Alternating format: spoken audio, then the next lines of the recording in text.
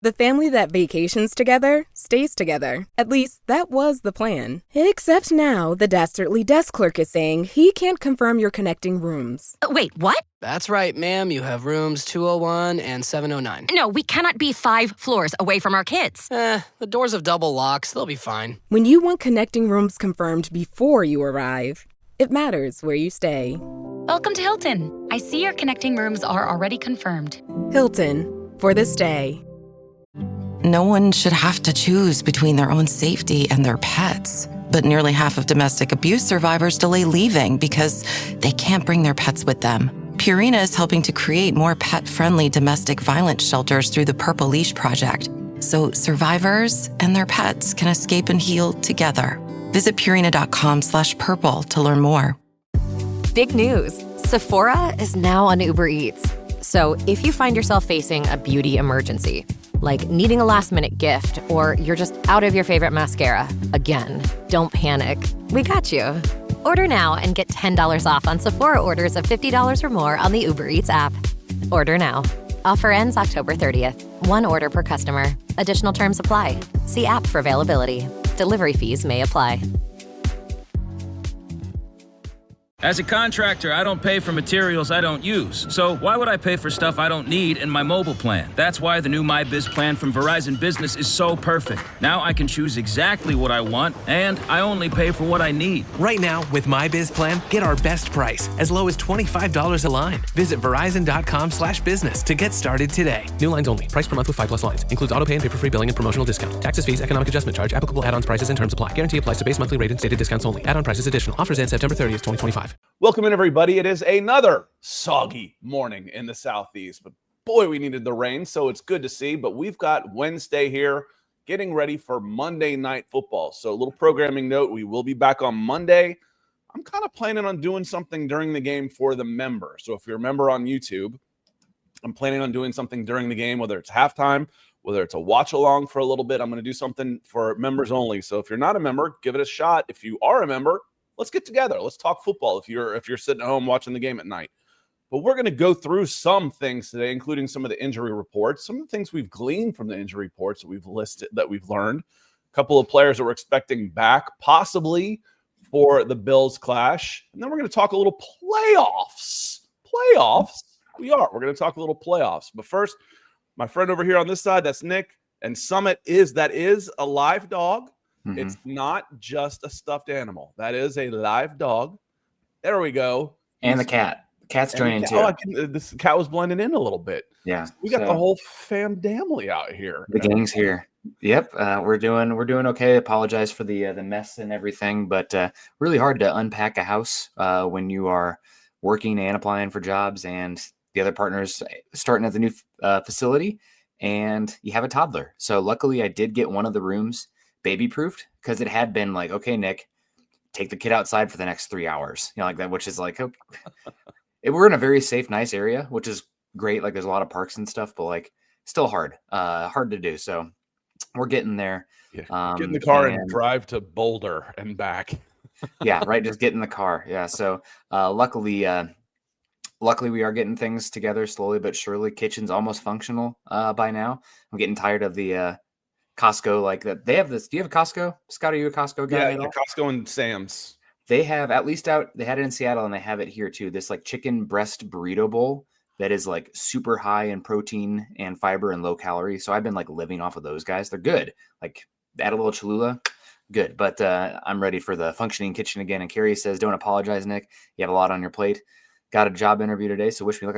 I gotta find my razor, Scott, because right now I'm a little bit scary looking. Yeah, no, it's a Carrie says not a Costco guy. Yeah, I mean, you can't beat the $1.50 hot dog and pop. And now they've switched to Coke as well, so Pop. God bless them. You got to remember, we get the Iowan comes out in them every once in a while. Oh, Pop. Yeah, Pop. Yeah. Pop. Yep, no, that's Remember, I was born in Ohio, so I hear them say Pap. Pap. You guys, you want some Pap? What? Some what?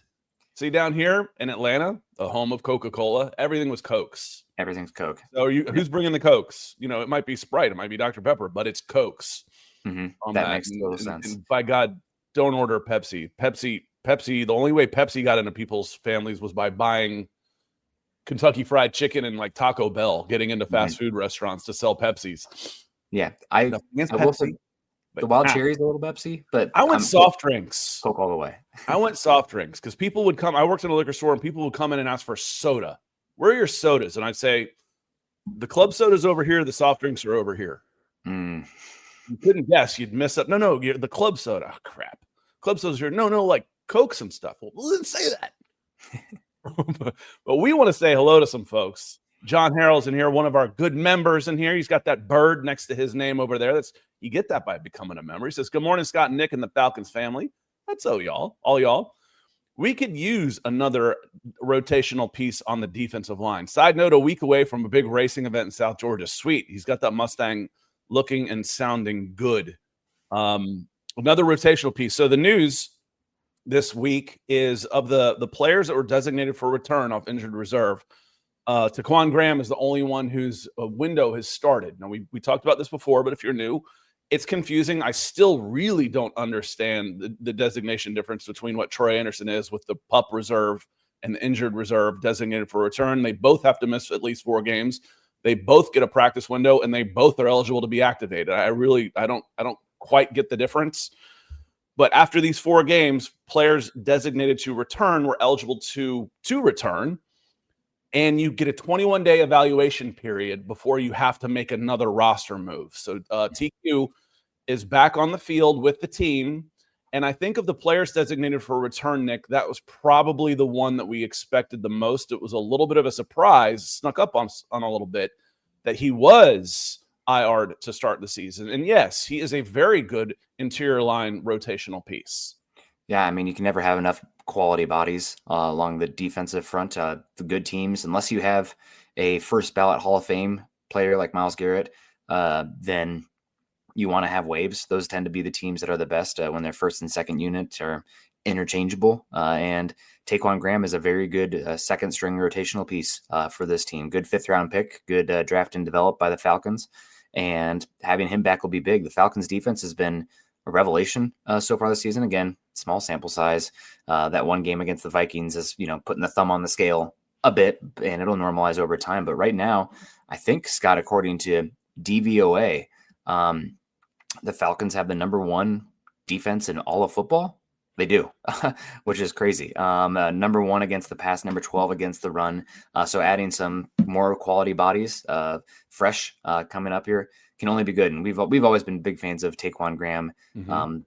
You're going to have snaps when you're the second string defensive line. Yeah, he was on. I think he was on a really, really good path, and injuries have kind of limited him to just being a rotational guy. Because remember when he was a rookie, he was forced into a starting role, and poor Ade Ogundeji, he was forced into a starting role. Who was the guard that was the worst guard in football from Michigan, who played 14 games in college? Jalen Mayfield. Yep. He was forced into a starting role. And it's like, listen, those guys weren't good enough. It's not necessarily their fault. Now, I'm still pissed that they were at the Senior Bowl, drafted 5 guys from the Senior Bowl, and took Jalen Mayfield blindly over Spencer Brown. But, hey, we'll let bygones be bygones. That was not a good pick. Ogundeji was who he was. He was a 4th round edge guy. Those guys you're hoping to get anything out of those guys. And then TQ has been a really, really good player for a 5th round pick. And he was on his way to becoming, I think, a plus starter in this league before injuries have slowed him down. We'll come back to some of this. I want to keep saying hello to some folks. Looks like we've got one reaction, one heart from Chris Walker, naturally, the OG over there on Facebook. So give us a like over there on Facebook and YouTube. See if we can't reach some more of those meta folks that are sleeping. James Obleton says, good morning, everyone. Good to see you. Austin Freeze is here. He says, hopefully the defense can contain Josh Allen and offense finds a rhythm. This is a winnable game at home. Now, the perception on this, Nick, is the big bad Buffalo Bills. Have you seen their schedule that took them to 4-1? Have you really? Because I haven't really paid attention to it. I'm just thinking, the big bad Buffalo Bills. And I look at their schedule. I'm like, all right, well, who have they played to have this awful run defense that is giving up 150 yards per game? Healthy Baltimore Ravens to open the season. Okay, 40 points there. Jets, Dolphins, Saints, and Patriots. And is the it Saints, safe to say the Patriots are the best team that they've played so far? oh, easily. I mean, probably I a mean, healthy Baltimore. The first Baltimore. week, Baltimore Mhm. Ravens, but the next 4 games, the Falcons are better than all of those teams. Yeah, without a doubt. I do think that it is unfortunate you have the Bills coming off of a loss to the Patriots, how they did. They'll be a little bit, re-energized. But yeah, I don't think. Refocused. Yeah, yep. They just can't drop 2. Good teams don't really drop 2 in a row. But they are right now, and it's not their fault. Like, right, you can only play who's put in front of you. This isn't like college football where you have some teams ducking non-conference Power 4 opponents in their non-con. It's just what's laid out in front of you. But yeah, right now, I think we don't really know if there is actually a true superpower team in the NFL this season. There's a lot of parity available, and I think that makes it really fun. It's wide open. Obviously, there's a lot of really bad teams. I know there's some really awful teams Yeah. in the NFL right now. Just awful. I mean, I'd love relegation. God, promotion and relegation is so awesome in other leagues where you don't get rewarded for losing. We reward these guys for losing, and then we wonder why they tank. Oh my God, he tanked. We have to fine him. He admitted to tanking. Well, that was the only thing is he just admitted to it. They're all freaking tanking. Jesus. Yeah, it's at the end. I mean, I think what year was it? 2021. The Eagles did it and admitted to it as well, and they moved up from like the 10th pick to the 6th pick, which cha-ching, like that's a lot of value. Especially up there, it's an exponential curve. So the higher you are to the top, the steeper the drop off is per player. So 10 to 6 is a big deal. 24 to 20 might not be as big a deal. 48 to 44 is definitely not a big deal, but that 10 to 6 can be a very big deal in the NFL draft. Greg Ennis, thank you for becoming a member. Appreciate you. Got that bird next to your name. Want to give you a shout out for supporting the channel, supporting the show. It means a lot to us. So thank you very much. Want to say some more hellos, and I want to come back to the injuries because we've got more to talk about there. Rusty, he's coming. He's going to just change the subject on us. He says, can anyone else see Matt Ryan being in a Rich McKay role with the Falcons down the road, except with more football decision-making ability, just the way Arthur Blank talks about Matt Ryan? Maybe, Matt Ryan probably can go a while. He's good on the mic, and not have to work nearly as hard. It is hard to get those guys to come out from being pundits.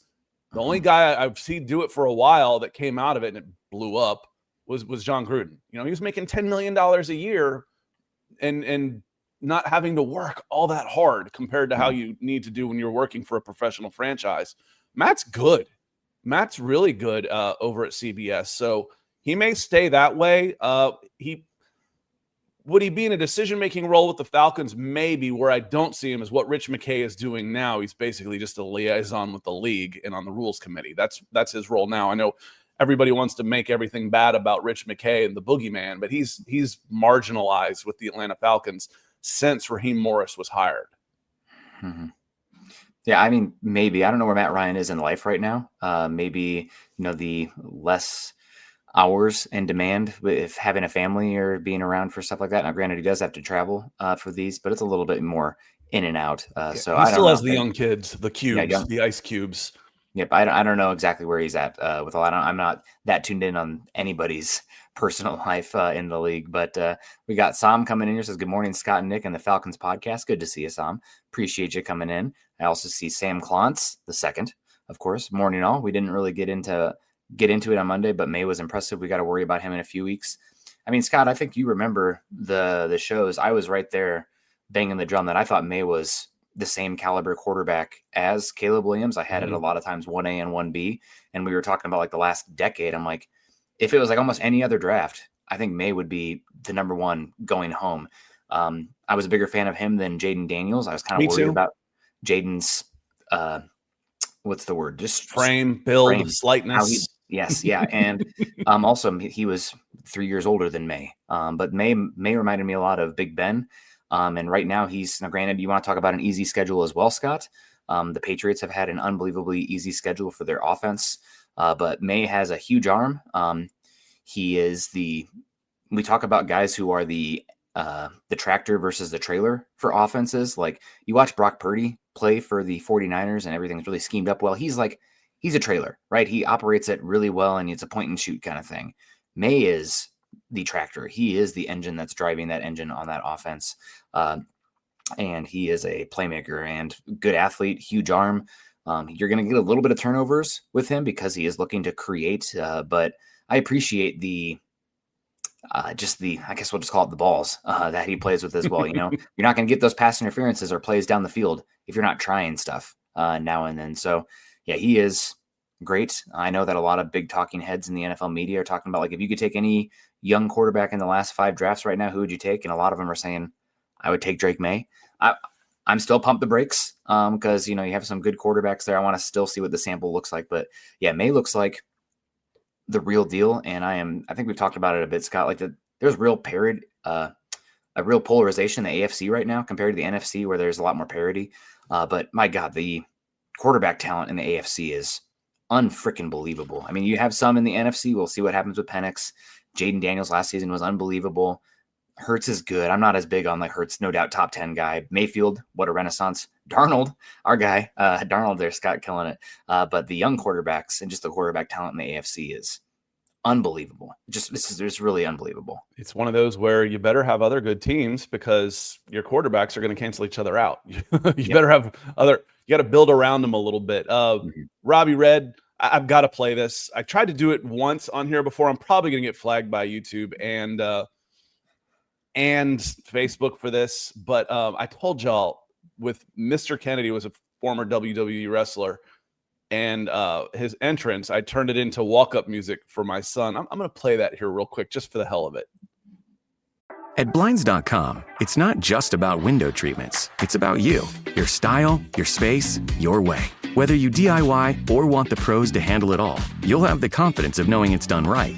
From free expert design help to our 100% satisfaction guarantee, everything we do is made to fit your life and your windows. Because at Blinds.com, the only thing we treat better than windows is you. Visit Blinds.com now for up to 50% off primetime deals and free professional installation. Rules and restrictions apply. I think. Now batting, number 4, Mr. Kennedy! Here comes the ready or not!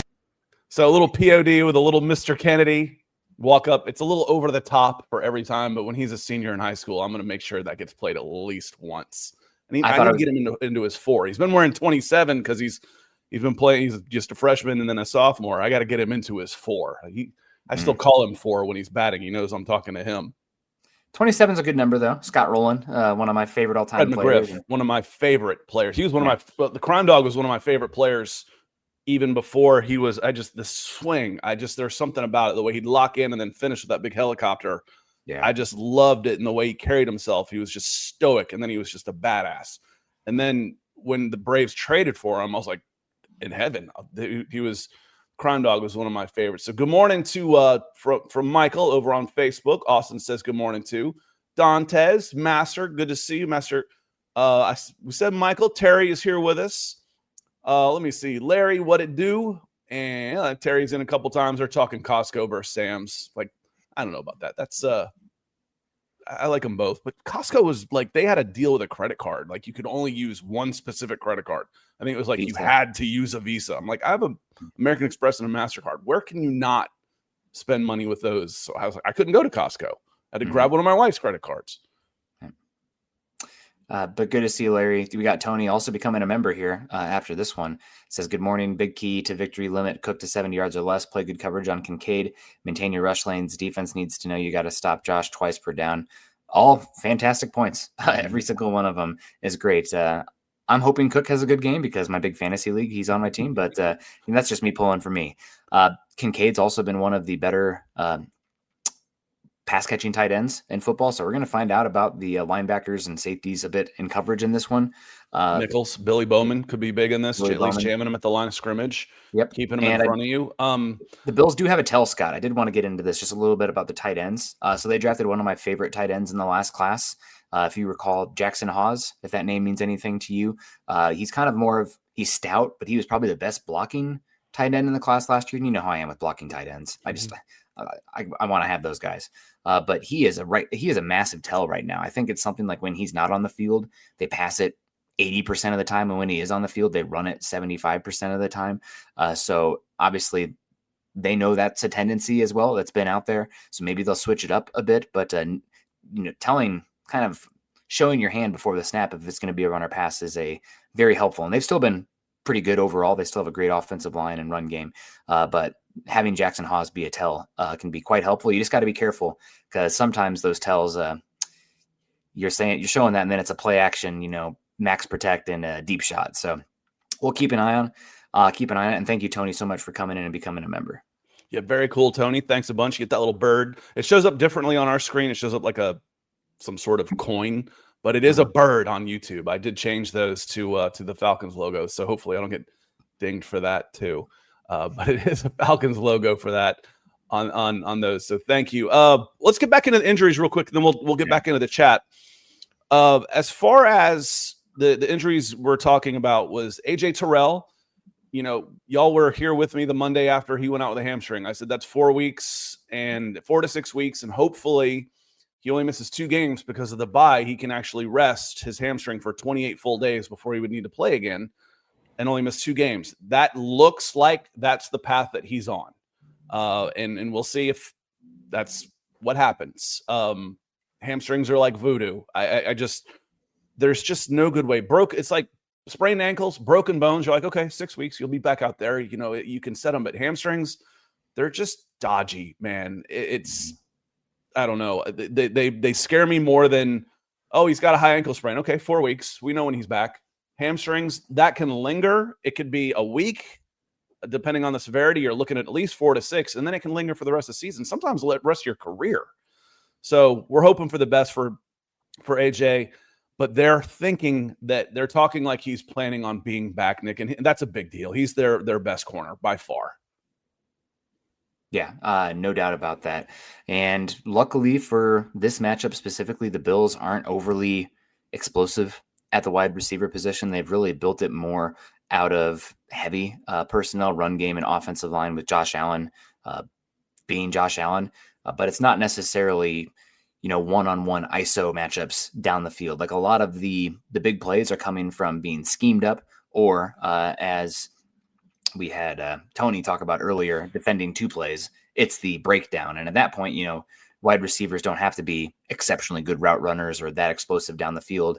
If you have your quarterback, extending the play 10 seconds and then finding an open spot. So it is going to be a interesting game. Also, Scott, I know that's something we got really frustrated with last season. The Falcons' incompetence, is that the word I'm looking for? Impotency, as far as like how soft they were in their coverages and playing like such bend, dope, and break. Impotency. They played limp noodle defense. Yes. Yep. Yeah, they did. Not great. But this year, even though I don't have their blitz rates exactly in front of me or their pressure rates exactly in front of me, but through the first 5 weeks, so total sample, 4 games for the Falcons, they're 3rd right now in defensive explosive play rate.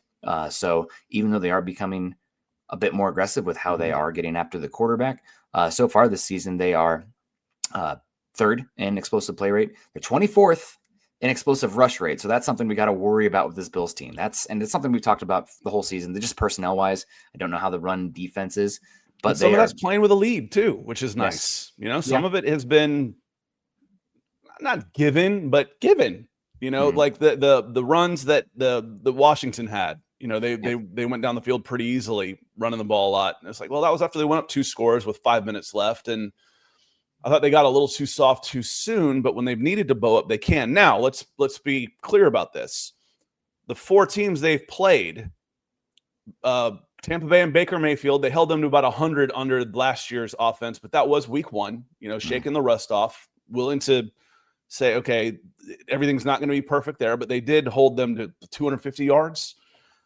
Week 2, J.J. McCarthy has played 1 quarter of good football in his career. 3rd week was Carolina Panthers and Bryce Young. They're no offensive juggernaut. And then Marcus Mariota without Terry McLaurin.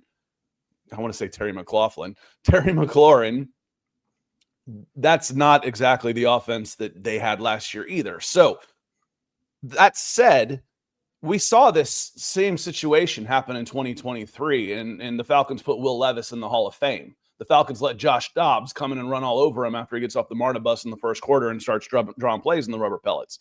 So you got to take care of business, and they did. But Josh Allen's going to be the best quarterback they've faced. Baker Mayfield's really good. Allen's better. That said, Nick, do the wide receivers, is this one of the worst sets of wide receivers the Falcons will face? If I go Buccaneers, I'll take the Buccaneers all day. Oh, yeah. Minnesota Vikings, come on, man. Yeah. That one's easy. Carolina Panthers, I don't know who they have really at wide receiver anymore. Tedero McMillan, who's having a good year. Okay. And then, but, you get to a wide receiver at Buffalo Bills, and I'm like, who are these effing guys? So, and I want to bring out my Major League movie quotes. Yeah.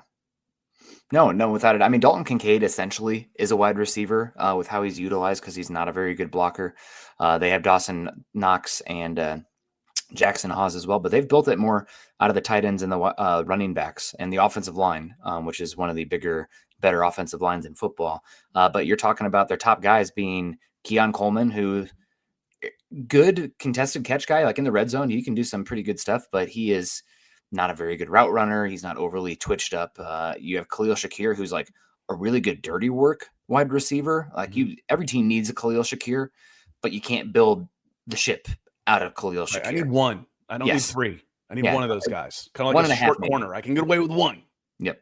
And then you have Joshua Palmer, who also is another dirty work kind of guy. So again, they're built to run the football and be very physical and heavy. And they are like good for Buffalo, right? Like the actual city of Buffalo in the cold weather in the AFC old school East. Outdoor NFL team. Northern, about as northern as you can get before you hit Toronto, you hit Niagara Falls. Yeah, they're built for AFC North smash mouth, even though they're AFC East, but like Patriots, Bills, Ravens, Browns, Steelers, that's kind of their build that they have right now, other than their back seven. But offensively, they're built that way. So really it's going to come down to, can the defensive front, grab their nuts enough? Can you get run stuffs? Because they can get explosives, but also they've been really efficient in the down-to-down run game as well. Their success rate on rush this season is 5th in the NFL, and they are 8th in EPA per rush. So really we're going to find out a lot about this Falcons team, and I think the run defense specifically, because they have probably one of the top 5 offensive tackle duos in football, and they are going to make you play heavy on defense, which a lot of teams do not want to do. The difference in the Bucs game at the beginning of the season, we can get into all these kind of things, but the key for me, the macro key for that game was Baker Mayfield, 5 rushes, 5 first downs. Mm-hmm. That was the key for this game. Josh Allen does that better than Baker Mayfield. I mean, he is a Tim Tebow Florida Gators weapon with the ball in his hands, and stop him, beat them. Another thing I wanted to get into, and then I want to come back to a couple of questions I've seen as far as the injuries go. This one kind of snuck up on us. Now, some of y'all may have seen this. I don't remember that I saw it until this week. Talking about the guys, because I even wrote about the possibility of the players coming in. Is it Storm Norton, TQ, and Troy Anderson, who's on the PUP list, but again, he's eligible to be activated. The fourth guy that we talked about a lot was Braylon Trice. Now, I have been adamant that he doesn't really have a spot on this defense. Watch what they do, not what they say. What they did was draft 2 first-round players in his position. He's not going to play above them. He's not going to play above Leonard Floyd. Arnold Ebiketie is probably not going to play above Arnold Ebiketie too. So where's he going to play? I think the timeline for Braylon Trice is 2026 when Arnold Ebiketie is a free agent after this year. Leonard Floyd is a free agent after this season. That said, looking at the roster, and I'm looking at it right now on the Falcon side of things, on the media side of things, he's not designated to return. Mm-mm. So it says as far as on injured reserve, Braylon Trice is sitting right there next to Caleb McGarry. Braylon Trice is done for the season. He ain't coming back. He's not eligible to come back. So the timeline that I've said is most likely now looks like a sure thing if he can get healthy, period. He's got to get healthy and get out there. I think the Falcons want him to come in and be a backup, a rotational guy to replace one of the two of the free agents. But that kind of snuck by us a little bit. We hadn't really talked about that because I keep seeing people talking about, man, I can't wait to see Braylon Trice and what he can do. Well, he ain't going to do much. He doesn't have a spot. He's fifth on this rotation at best. Well, now he's not going to do anything at all. He's out for the season with Caleb McGarry. Let's see what he can do in 2026 when he's going to be counted on to be a rotational player. Yeah. Again, we talked about it before the show, Scott. The only thing I could think of, obviously injuries can happen, but maybe given what you've seen from Walker and Pierce stepping up here, as well as Floyd, you could trade Ebiketie last year, the contract. There's teams that are always looking for edge rushers. So you trade him, you create a spot, and then you bring up Trice as your fourth guy. But obviously with the designation they did, they said redshirt season. We have Ebiketie leaving anyway. We'll have you back at camp next year. You'll be competing for a roster spot. There's no guarantees given how much time you've missed, sunk cost fallacy and all of that. But yeah, it is a bummer for him, obviously. And that's football sometimes, I guess, right? Like that can happen and guys' careers can be over like that. So it's one reason, Scott, just to kind of hammer home one of our biases, never fault the players from taking as much money as they can when it's presented to them, because it can be gone in a blink. Yeah, it's too dangerous a game. I don't fault a player for taking care of themselves professionally. Do things the right way. There's a difference between how Kirk Cousins handled things and how Marcus Mariota handled things. They both, I have no problem both of them looking out for themselves, but because no one's going to look out for them, not in this league. But no, and I'm hoping Braylon Trice takes the next 10 months to get fully healthy, and then he becomes a rotational player because he brings a different skill set to the edge position at 275 pounds than anybody they have. It's very different. He's almost a hybrid and edge, but I do think in this case he is agile enough to play a stand-up edge in a run-heavy formation, where I never got that feeling with Zach Harrison. Watching Zach Harrison, it's like, okay, I watched one game, one practice, one rep of him with his in a 2-point stance at the edge. I'm like, no. He needs to put his hand down in those rubber pellets and get to work. And he's having a fantastic season this year inside. Terry, want to say thank you for becoming a YouTube member, supporting the show, keeping these lights on, keeping this forehead nice and shiny. And with his new bird emoji, his indicator on his YouTube chat, he says, I'm actually awake early enough to enjoy the show live. Appreciate you, gentlemen. We appreciate you. Without y'all, we wouldn't be here. It's that simple. We probably would have, cried in our coffee and gone home. Nobody loves us. I don't like it anymore. Let's say here, and Rusty's saying, can we just stop holding out hope for Troy Anderson? Rusty, I don't know that there's a whole lot of people out there saying, man, I can't wait till Troy gets back. Man, think how good this defense is going to be when Troy Anderson gets back. I don't see a whole lot of that. He's Santa Claus at this point. If he shows up, great. But I am not counting on him in this defense. And again, neither were the Atlanta Falcons. That's why they signed Divine Diablo. Yep. Because they couldn't count on Troy Anderson. I love the way Terry Fontenot handled this draft. Yes, we'd love it if DeMarco is really good. Yes, we'd love it if Braylon Trice is really good, but we need to make sure. We need edge rushers. We need safeties. We need linebackers. We need to get the sun that's finally coming in on my neck here. I might hop up and shut this window in here just a second. Talking about, nobody likes us. The dog just doesn't care. No, he's like, you guys are putting me to sleep. Get that dog some coffee.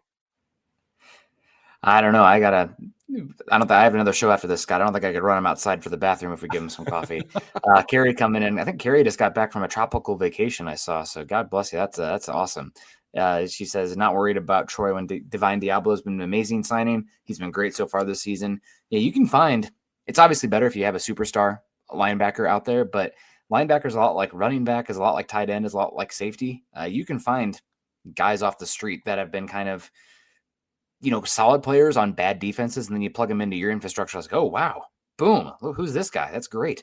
He's been great so far this season, a very stabilizing force, and he is going to have his work cut out for him this week against a Bills team that wants to mash you up front. Yeah, I agree. I think we'll see more straight 3-4s out there, and if it's as far as getting bigger, we'll see more 3 down linemen with all 4 linebackers out there, 5 men up front. I think we're going to see more of that. Not worried about Troy. What was my last point on this? Oh, I saw someone's saying, why is Nate Landman not an Atlanta Falcon anymore? Well, he was a free agent. And did you watch him? The last couple of years, he was not good. He wasn't good enough to run in space. And everybody said, oh, it's coverage. It's not coverage. I'm not worried about my linebackers in coverage. That's just a bonus. It's my lateral ability. I mean, he can't get sideline to sideline. He's okay going straight ahead. He's tough. Box. But he couldn't get sideline to sideline, and he signed like a $1.2 million deal with like $50,000 guaranteed. That was his market. Yeah. That meant he was a long shot to even make a team. Good for him. I hope he gets $10 million coming out of this season. But there was no question that Nate Landman needed upgraded on this defense, and Divine Diablo is that guy. He is a huge upgrade. I did have one more big key statistic, just going over this game, Scott, that I did want to get into. But first, Terry Murray comes in, $1.99. He says, Caden Ellis and Diablo have been amazing. They have a lot of that is thanks to the reinforcements up front as well. But, I mean, it takes a good front seven. It's a revelation. I know Scott's probably pulling his hair out a little less watching the defensive front this season compared to last season. I don't think there's anything more frustrating than having a terrible defensive line and the other team just takes away your will. The thing is those guys can play. I've said it 100 times, Nick, that every single player was worse in 24 than they were in 23. What's that tell you? Did they all get worse? Did Justin Simmons all of a sudden forget how to play? Did Matt Judon, was he bad? Was Grady, Onyemata? They were all, every single one of them worse. They'd stand up and play patty cake. They'd stand up, hold their blockers, and everybody would look around saying, let's see if we can keep people in front of us.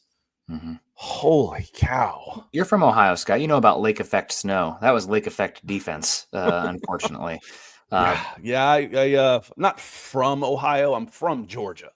Okay. But I was born in Ohio, and yes, I have actually made fun of Santa Monica surfers when I've water skied bigger swells on Lake Erie.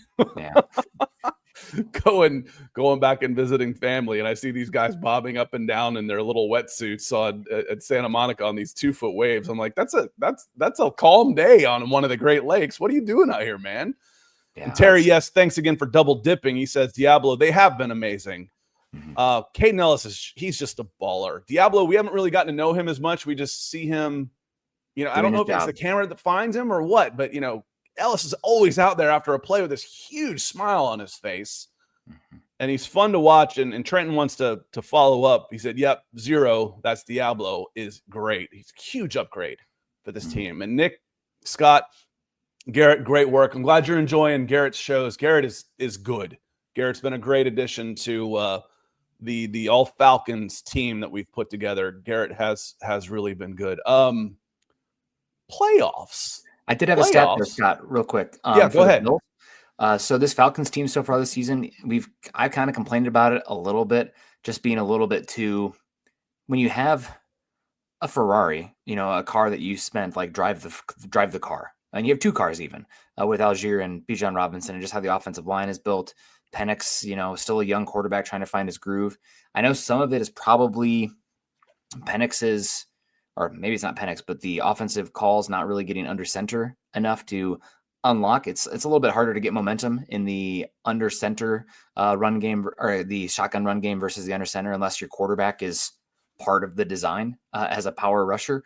But I hope this is a game, especially with the bye week you've had here. I'd love to see a little bit more under center play. And this is one that I want to run. Now, the Falcons have not been necessarily explosive this season as a rushing offense. Have them here. They are ranked 7th. They're actually okay. 7th. I had it backwards. So they're 7th in explosive rush rate. The Bills are horrific at giving up runs, and specifically explosive runs. So they are ranked. We have it here. Rushing EPA this season. They are the 4th worst team in the NFL, teams are averaging nearly over, or they're averaging 0.06 points per play on a rush, and the Bills are the 31st ranked explosive rush rate team in football this season. So they are getting gashed. You can get some big plays on the ground. And what's the best way to truly neutralize a fantastic offense on the other side of the ball, Scott? Don't let them have the ball. Control the football. So this is one where, again, we all want to see Penix become this like top 3 ascended superstar. I have Drake London on my bigger fantasy team. I'd love to see him get 50 targets a game. But this is when I want to see them control the possession, run the football, and take advantage of a Bills team that likes to play a lot of shell coverages, lighter boxes, force them to be heavier. Yeah, I know that Kerry was talking about Charlie Warner earlier. Maybe this is your guys' game, Scott, with Charlie Warner getting more involved. But that's the big advantage in this game. If the Falcons can put, prod that one a bit, the run game advantage they should have personnel-wise, I think that's the key to winning this game. You have to really exploit that and hammer it home and take advantage of it. The over-under on this one's 50.5, but the way both teams like to run the ball, doesn't it seem like it might be a limited possession type of game? Yeah. I mean, there've been some big scores that the Bills have had. I mean, we were talking 41-40, 30-10, that's 40 points. Dolphins was 31-21, that's 52. Saints was 31-19, that's 50, and then New England was 20-23, that's 43. But no offense, I mean, Baltimore's not Baltimore this year. Who's got a better defense of those teams than the Falcons right now? And frankly, who's got a better offense right now than the Falcons? The Falcons, on paper, when they play to their capability, and that's the thing when we start talking about this, the Falcons can make you look so stupid when you're talking about this type of stuff because they're capable of going out there and Carolina Panthers this game. When the Falcons play well, or even just play to their ability, they can be one of the best teams in the NFL. They can be. But we also know they're capable of going out there, and pun intended on this, I guess, and going out there and laying an egg. Shaq here, spinning fast-acting pain relief with Icy Hot. Ice works fast, heat makes it last. Icy Hot, you're so back. How bad is the Buffalo Bills rush defense? Because this is what I wanted to say, Nick, and then I want you to answer that question. Give us some numbers on that, because the Falcons want to rush the ball. And when you said, I know we all want Michael Penix to become the superstar, frankly, what Atlanta Falcons want is a dub. They want to win. And if you're winning, the quarterback numbers don't matter. The quarterback's going to get all the accolades anyway. You can Troy Aikman this thing. You can Tom Brady this thing. Those were great quarterbacks, but they weren't really the focal point of their team other than the fact that they were playing the quarterback position. Those teams were defense, running game, big plays, with that. Falcons want dubs. It doesn't matter if it's Michael Penix, Bijan Robinson. For them, it was like the superstar quarterback break glass in case of emergency. Let's manage the game through the things, and then, we have to play keep up. Okay, we're going nuclear on this one. So I don't want to use like a Pokemon reference or anything on you there, Scott. I know that always goes over your head. But this is one. It should be a run game. Again, we talked about the 31st ranked explosive rush rate for the Bills. They are 4th worst EPA per rush and 5-game sample size. So I don't want to use DVOA too much yet because it's really dependent on who you've played. But they have the 30th ranked rush defense, according to FTN Fantasy, formerly, what was the website before that? They got bought out. But anyway, FTN Fantasy, they use DVOA, and they have the 3rd worst rush DVOA this season. So really, we'll see if they commit to the box, if they commit to the run, but they've been dreadful at stopping the run this season. So that should be the game for this Falcons team. If you don't come out rushing the ball effectively, other than them committing 9 guys to the box, I would be concerned about the design, especially with they having the bye week to work on some stuff and figure out where the weak points are. I would be somewhat concerned about Robinson and what the identity of this offense is. Couple things. I see John Harrell talking about Caden Ellis. He is a free agent, unrestricted free agent after this season. I don't know that I realized that, and I'm a little surprised we haven't heard more. Maybe I'll take that. I've got a platform. I'll write about that, because usually when you're done with guaranteed money, guys want new contracts. They want an extension. Even if it's just to you're paying me $8 million this year, but it's non-guaranteed. That means I'm on a week-to-week deal. You can cut me and you don't owe me anything. Even if it's just to sign a 1-year extension, turn that $8 million into guaranteed money in the form of a signing bonus, then it actually lowers your cap, and then you don't have to worry about it for the next year. You can just guarantee that money. We didn't hear any of that. So I am going to, like I said, I've got a platform. We hit about 1 million Falcons fans every month. We're going to talk about that at the time. It's time to think about an extension there with Caden Ellis. Now he is he's 30 years old. He's in his 30-year-old season. He'll be 31 next year. Okay. I'm good with the 2-year deal. Make sure he's signed through 26 and 27. I'm okay with that. Given his play and the fact that he's a pressure player as well, I'm expecting a pretty big contract for him, Scott. We saw kind of a linebacker bump last off season, where you had Zach Bond make $17 million a year, Nick Bolton $15 million. I'm hoping the rest of the league looks at PFF, the defensive rankings for the Atlanta Falcons, to offer contracts, because they're just getting killed. They think Caden Ellis is like the 50th best inside linebacker in the NFL. I mean, it's just ridiculous this year. The score, like I said, they're doing okay as far as the ranking of the players, how they played in that individual game, but then the numerical grade is supposed to carry over across to be comparable to the rest of the league. It ain't. You got to put like 10 more points on every Atlanta Falcon, because whoever's grading the Falcons is so much harsher. Yeah. I had one other thing I want to talk about. Oh, there was someone talking about Foye. August 09, I think it was. He said they let Foye go also, Foye Oluokun, and he's one of the best backers they didn't really let him go. That was, I think, going into 2022 when the Falcons had to slice like $80 million off of their in Saints territory. They had to find $80 million just to be able to sign their draft picks. They couldn't afford Foye. Foye got a huge contract from the Jacksonville Jaguars. So they didn't let him go. They couldn't keep him. They couldn't afford to keep him. They were freaking broke.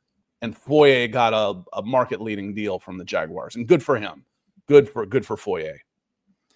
Yeah, and he's been solid for them over in Jacksonville. He's second fiddle to Devin Lloyd, who, if you remember, Scott, I was a huge fan of. I thought I was going to take an L on that draft pick, because he was really dreadful his first 3 years, and this year he's in the conversation of Defensive Player of the Year.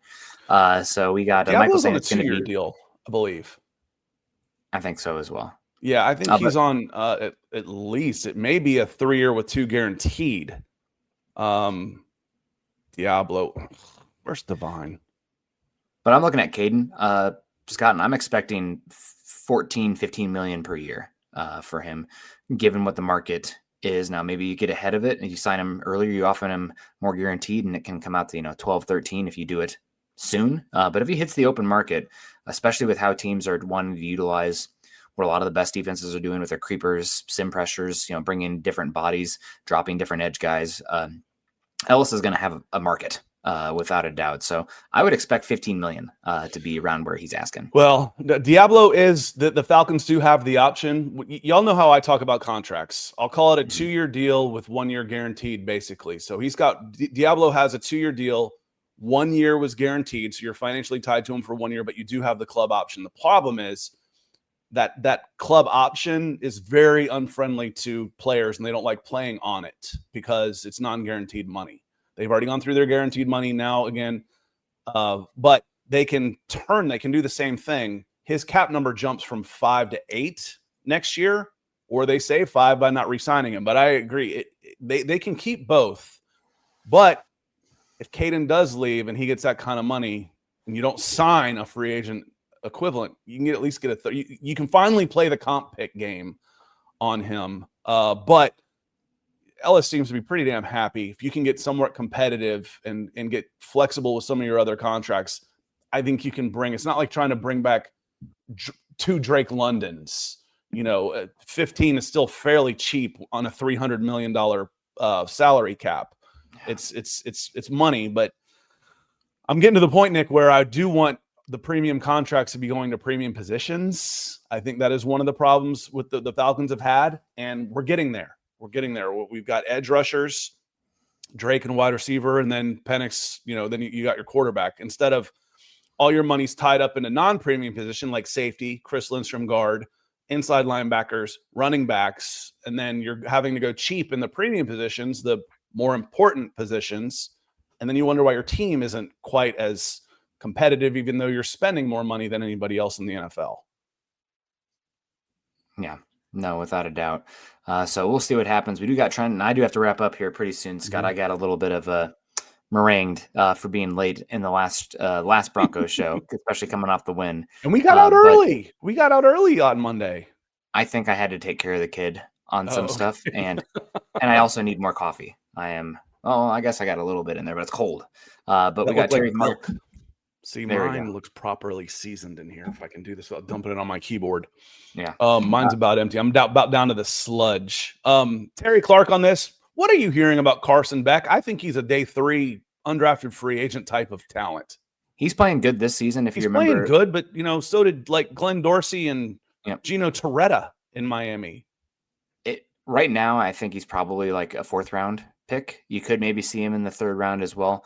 I'm going to be honest, given the move and everything, I have not been as deep in the draft world this season so far. That'll change here, November, December for sure. But Beck, probably not the guy right now. If we're on quarterback watch, I think there are 4 that we're keeping an eye on, and 2 play this week. The chat was talking about it. Right now you got Mendoza at Indiana, who played at Cal last season. And he's a little bit more of your Jared Goff type, but like he can sling it, man, anywhere on the field.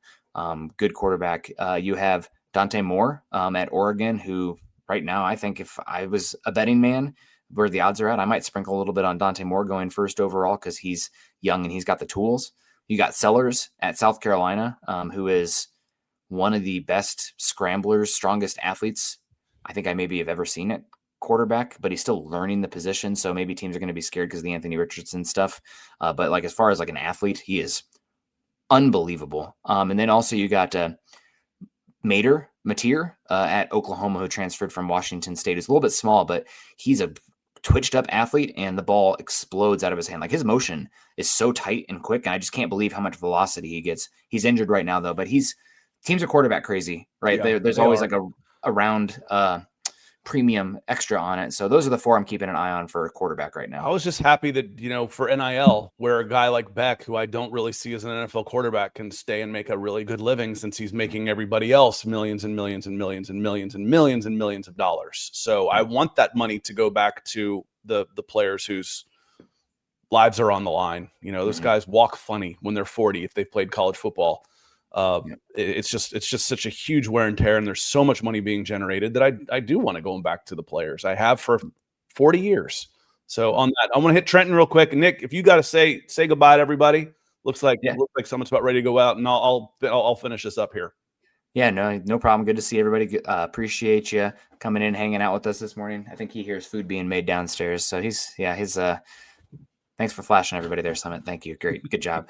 But appreciate everyone, and good luck this week. Huge win. The Falcons have a chance to kind of do what the Broncos did this last week and beat an opponent that everybody has on a pedestal and then make the league be like, hold up, maybe we have something here. So big game. I do hope that it's a big run game. They take advantage of the Bills' lack of rush defense and got a chance. I'm weary playing Josh Allen coming off of a loss, the MVP, and he has a chance to go, as we like to call it, nuclear. But the Falcons defense have been playing good football. We're gonna find out a lot about this team in the one game. Not to make out too much about one game, but this is a big one for this Falcons team, Falcons defense, and where they are as a team. You win this one, I think playoffs are bust. If you lose this one, we're probably thinking we're meandering middle. Yeah, this one's not the end of the world, but it is a big one. Nick, get out of here. I'm going to finish up a couple questions in here, and then we'll get going. And we will see you on Monday, Nick, before the game. So we do have another podcast before the game. Thanks, Absolutely. buddy. I'll see you soon. Appreciate you guys. And then let's see. I want to hit Trenton here real quick. We'll say hello, say goodbye to a couple folks, and we'll get out of here. Trenton says, and thanks for being a member and the super chat, double dipping on that. He says, the trend is Zach is predictable. Believe we come out flat because we run the same plan and Buffalo is prepared for 12 personnel choice routes. Here's the thing, as far as, what they're talking about is if their run defense is bad in this game, then there shouldn't be much of we can tell you what's coming. We can be predictable. I'm going to run it at you. Stop them. I'm going to run Bijan at you, and then you're going to get Tyler. Stop them. And if they do, and if they have to load it up, then you've got to adjust. And a couple deep shots. I want to see a very similar game plan to what they had against the Commanders. Run, run, run, stretch. Run, run, run, stretch. Play action. Run, run, run. Play action. The Falcons didn't run the ball great against the Commanders, but they had some effective runs, and they stuck to it. I think they only averaged was like under 4 yards per carry, but they stuck to it, and they made them. I'm forcing you to stop the run. Okay, well, then you're going to be vulnerable in other places. And then with this one is, again, limit Josh Allen's extending his ability of designed runs, whatever. But 3rd and 7s where he scrambles for first downs, those are just backbreakers. We saw it against the Buccaneers and Baker Mayfield. As far as 12 personnel goes, we'll see. Again, y'all know how I feel about calling Kyle Pitts a tight end. And he actually, to be fair, he has lined up at tight end quite a lot. So it has actually been a true personnel. It's just when he's out there, it doesn't mean that they're going to be lining up in two tights and running the ball the whole time. He's in the slot. He's out wide. Drake had another 2 weeks to get healthy. And then Michael Lewitzki was asking about Darnell Mooney. Right now, Mooney is trending towards playing, just like AJ. He came out of the game 2 weeks to rest. The bye week came at a good time as far as some key players needing some time off. There's never a bad time for a bye week, honestly, when it comes to getting players healthy on that. So thank you, Trenton. Chris talking about Beck, he's saying his locker room presence isn't really desirable. He lost the locker room his last year at Georgia. I'd be very cautious about drafting him before the 5th round. I just don't see the tools. I could be 100% wrong, but the games I've watched him play, I'm like, that just doesn't strike me as an NFL guy. So we'll see on that one. Carrie saying goodbye. Hope you have a great day too. Need the win. Couple of programming notes. I'm guesting tonight on a Buffalo Bills podcast at 9:00. As soon as we go, I'll ask if I can bring in my community, and I'll link my Facebook group if they let me do that. Let me see who that. Someone asked me, and he has a pretty decent following. Let me see which one it is. I have to change this, so you might be able to follow him. If I go to messages, it's Greg Cover 1. I don't know the name of the podcast, but that's his name. Greg Cover 1, Capologist, Bills Mafia, Linktree, Cover Sports, General Boy. That's not much of a help. Anyway, keep an eye on this. Why I like you guys subscribing so you don't miss anything. But I will be doing a guest pod at 9:00 tonight on with the Buffalo Bills. I've been with Rico and the Bills fanatics, and they're great people. And I'll probably say what I'll tell you. I'll give you a little preview of it. Is yes, the Bills are favored for a reason. The Bills are a little concerned about how Josh Allen is playing. Their schedule has been atrocious. Their schedule's been really weak. And yes, I do believe, other than a healthy Baltimore Ravens, we don't know how healthy they were then either. This is the best team that the Bills will have faced. I think they're better than the Patriots. When they're playing well, they're capable of getting beat 30-0 by the Panthers. I know. But this is the best team that the Bills are going to face, and they have to do it on the road against a team that's coming off a bye week. It should be a damn good game. Terry coming in again. Thank you, Terry. He says, we have a lot of primetime games. That's a good size that the NFL believes in us. Also, thanks again for the Falcons shirt and signing it. Glad I could do that. I honestly, I don't remember who all I sent them out to. So I'm glad you got yours. I'm the one person, because Michael sends me some stuff from the islands, his Island Mike down in Puerto Rico. I know I sent one to Michael, but we did the Angry Run shirts. And John, I never heard from John to send him his coffee, so we might have to just re-raffle it. Thanks for being a member, brother, but you got to email me. I want to send you your coffee on that. But yes, thank you, Carrie. Would love to watch your show tonight on the Bills podcast. I'll you follow me on X. I'll retweeter it. If I can't go live on that, so that y'all can come in and say hello. And we're planning on going live on YouTube. And last time, usually when I do these, I say, hey, is it cool if I bring in my audience? And I can simulcast to my YouTube channel. So that's kind of the plan for tonight. Otherwise, members, I promise you, members only videos, they're coming. They're not like at the forefront of my mind yet. They're not part of my habit. When stuff happens, I just need to come up here and I want to just get y'all involved in the community. That will happen. Monday, we will be here Monday. Monday night, I'm planning on going live. It'll probably be just me, but going live either at halftime or towards the end of the game is just kind of a watch along, doing that on Monday. And then Tuesday morning for our reaction to the show, we will be there on Tuesday morning. So that is what is coming up. And Terry says, snap face it. Yeah, or tickgram it or whatever we call it. So appreciate y'all being here. I've had a blast. Sun's coming out. Looks like it's going to be a pretty nice day here in the Southeast. It is my daughter's last softball game of her freshman year at Johns Creek, an ascending program in the Alpharetta area. So we'll be out there this evening. We'll see you on Monday, I guess. You'll come find us. I'll be in the comments. You can find me on X and all those type of places. So we'll continue the conversation. If you need anything, hit me up. I'm easy to find on one of the socials. Thanks for being here, everybody. Y'all have a great rest of your week.